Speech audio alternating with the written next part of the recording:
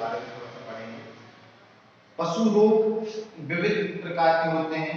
पशु रोगों को विभिन्न आधारों पर वर्गीकृत किया गया है। पशु रोग रोग कारक तथा कारक विहीन दोनों प्रकार के होते हैं। पशु जो रोग होते हैं, एक में कोई कारक होता है और एक में कोई कारक नहीं होता है। कारक हो भी सकता है, कारक नहीं भी हो सकता है, उससे पशु रोग होते हैं। वे रोग जिनके रोग कारक स्पष्ट ना हो, वे रोग जिनके योग कारक स्पष्ट ना हो, वे अविशिष्ट रोग कहलाते हैं।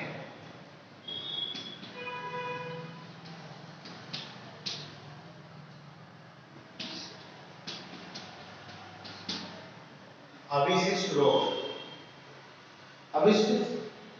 अविशिष्ट रोग क्या कहलाते हैं? वे रोग जिनका कोई कारण ना हो या जिनका कोई कारण स्पष्ट ना किया गया हो, वे अविशिष्ट रोग कहलाते हैं। एक होता है विशिष्ट रोग।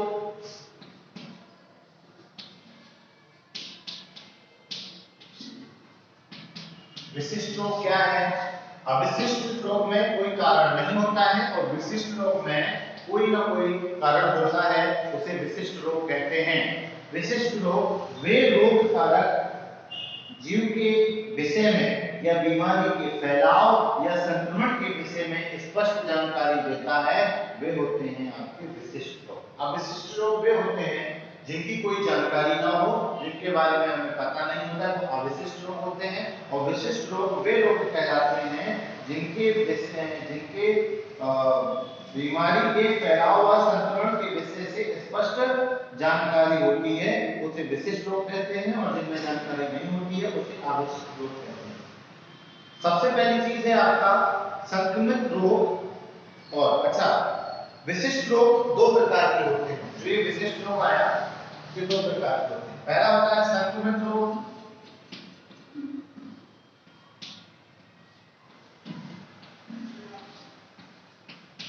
संक्रमित रोग, और दूसरा है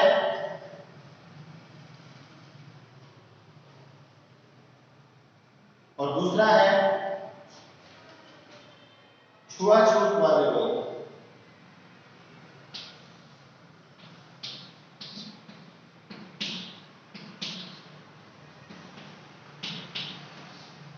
छूत वाले रोग, संक्रमण रोग, इन्फेक्शन डिजीज। और ये होता है आपका इन्फेक्शन डिजीज। क्या है? संक्रामक रोग वे रोग हैं जो किसी विशिष्ट रोगाणुओं द्वारा उत्पन्न होते हैं। ये रोगाणु विभिन्न माध्यमों द्वारा रोगी पशु से स्वस्थ पशु के शरीर में पहुंचते हैं तथा उनमें रोग पैदा करते हैं। जो संक्रमित रोग होता है, इसको ऐसे भी लिख सकते हैं,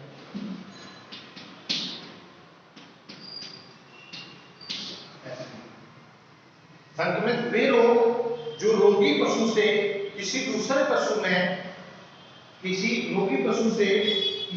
पशु में रोगाणु विभिन्न माध्यमों द्वारा रोगी पशु से किसी न किसी माध्यम से द्वारा या विभिन्न माध्यमों के द्वारा रोगी पशु से अच्छे पशु के शरीर में चले जाते हैं, जिसे संक्रमित रोग कहते हैं। अब संक्रमित रोग दायरा काफी विस्तृत है। इसमें एक विशेष प्रकार के रोग समूह आते हैं। दूसरा है छुआछूत वाले रोग। ऐसे पशु रोग जो रोगी पशु से स्वस्थ पशु में सीधे संपर्क द्वारा पहुंच जाते हैं, वो छूत वाले रोग कहलाते हैं। उनमें कोई जीवाणु द्वारा या कोई अलग अन्य किसी माध्यम से पहुंचते हैं, इसमें सीधे माध्यम से पहुंच जाते हैं, वह रोग छूत वाले रोग कहलाते हैं। छूत वाली बीमारियां अधिकांश श्वास के माध्यम से हवा द्वारा फैलती हैं। छूत से फैलने वाले प्रायः सभी बीमारियां संक्रमित होती हैं, परंतु सभी संक्रमित रोग छूत रोग वाले नहीं होते हैं। छूत से फैलने वाली प्रायः सभी बीमारियां संक्रमित रोग के अंतर्गत आती हैं, लेकिन सभी संक्रमित रोग छूत वाले रोग के अंतर्गत नहीं आते हैं। छूत वाली बीमारी का कारण दर्शाता है कि संक्रमित बीमारी का एक स्थान से दूसरे स्थान तक पहुंचाने की विधि को दर्शाया जाता है। अब समझिए इस चीज को, क्या इसका मतलब है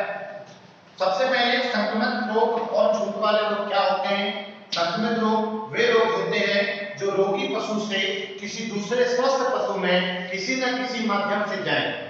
कोई न कोई माध्यम जरूर लगता है जब वो पहुंचते हैं, लेकिन छूत वाले रोगों में कोई माध्यम की आवश्यकता नहीं होती है।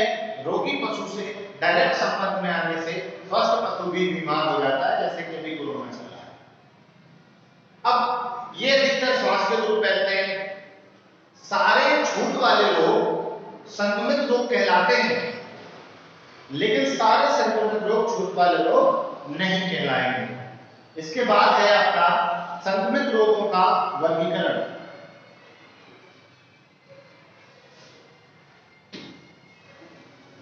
संक्रमित रोगों का वर्गीकरण करते हैं।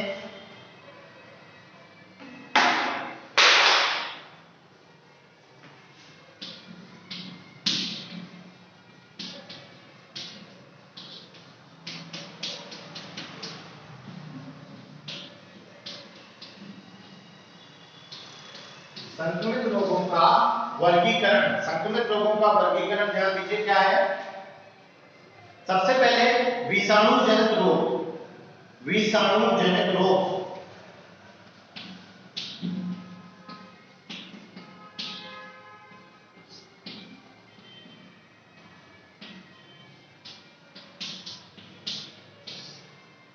विषाणु जनित रोग। अब विषाणु जनित रोग क्या है, इसके विषय में थोड़ा सा पढ़ते हैं। सबसे पहले 1898 में विषाणु से फैलने वाले खुरपका मुहपका रोग, पशु रोग की खोज हुई थी। सबसे पहले जो है 1998 में खुरपका मुहपका नाम का एक रोग होता है, जो जिसकी खोज हुई थी। वहां से पता चला था जैसे कि कोई बीमारी होती है। तब से विषाणु रोगों के बारे में अध्ययन तेजी से किया गया। आज विषाणु से फैलने वाले लगभग सभी रोगों के संक्रमण, रोगाणुओं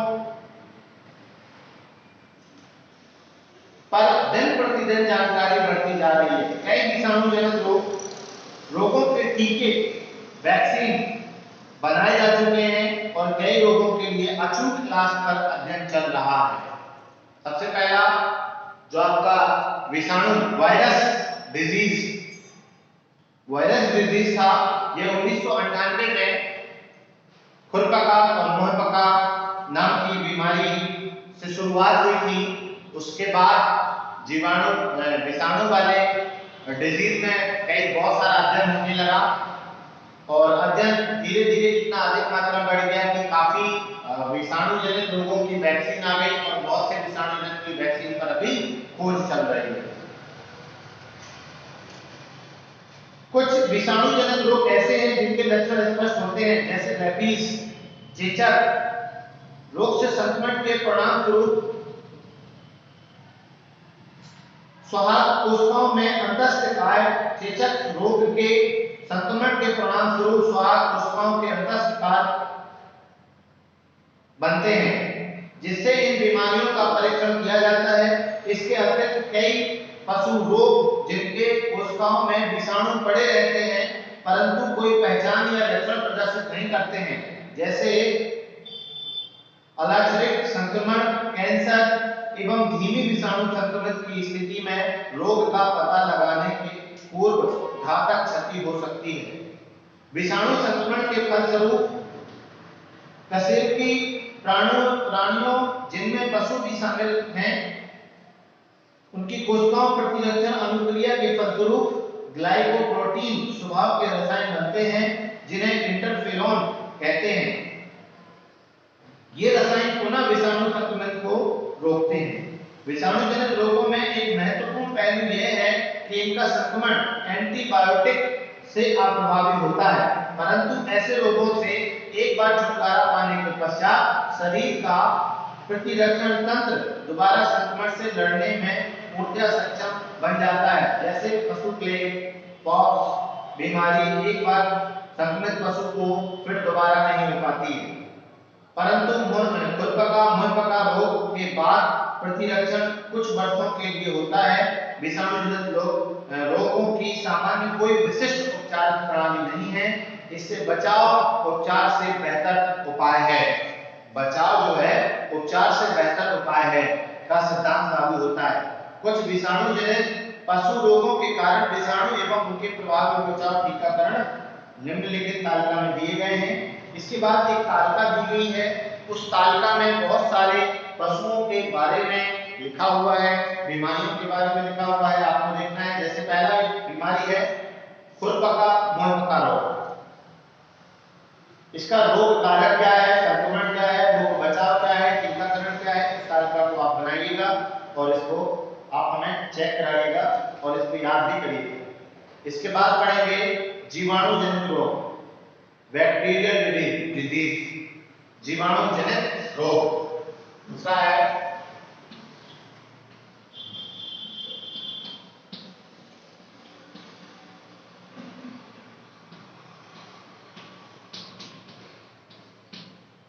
जीवाणु जनित रोग, बैक्टीरियल डिजीज।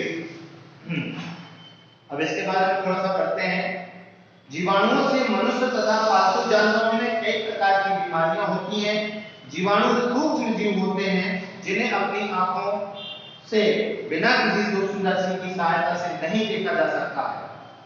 जीवाणु विषाणु में मुख्यतः दो बातें व्यक्त होती हैं। पहली बात यह है कि इनमें कोशिकाएं स्तर का जीवन होता है।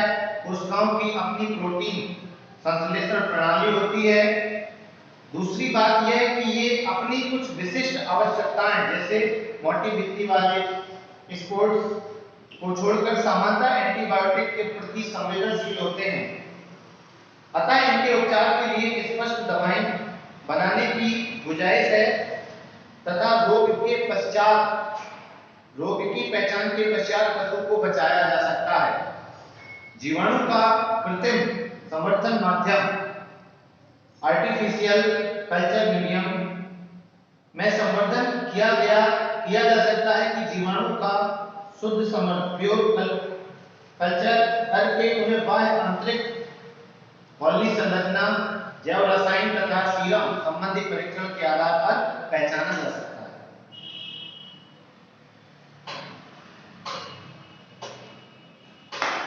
इसके बाद अगला है फफूंदी जनित रोग, फंगल डिजीज।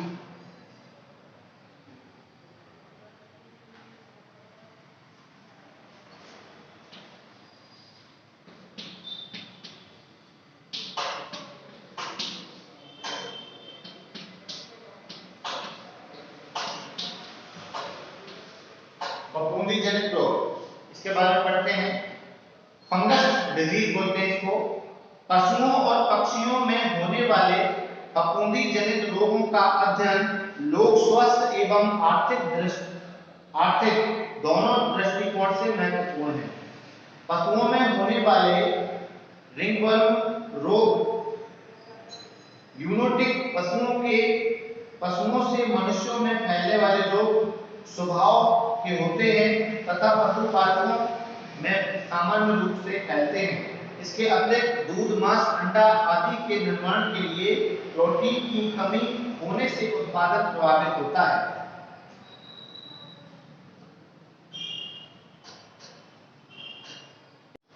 इसके बाद हमारा जो अगला पॉइंट है वो है प्रोटोजोआ जनित रोग। अब इसे हम पता करेंगे कि किस तरीके से होता है।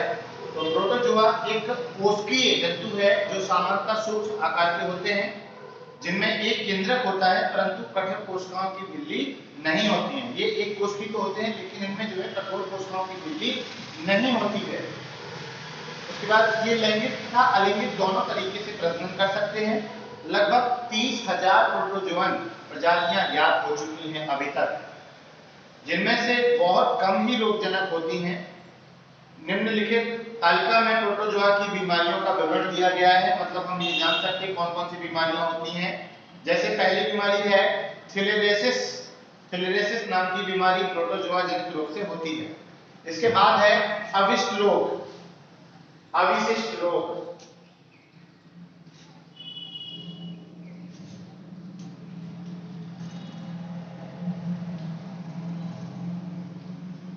अविशिष्ट रोग। अविशिष्ट रोग क्या है? वे रोग जो जीवाणु, विषाणु या परजीवी के अलावा किसी अन्य कारकों के माध्यम से होता है। वे रोग जो विषाणु, जीवाणु या परजीवी के अलावा अन्य कारकों के द्वारा उत्पन्न होते हैं, जिनके रोग कारक स्पष्ट नहीं होते हैं, उन्हें अविशिष्ट रोग कहते हैं। जैसे हिमोनकोसिस है और एस्केरेसिस है। ऐसी बीमारियां होती हैं जो अविशिष्ट रोग होती हैं, जिनके कोई कारक पता नहीं होते। Thank you.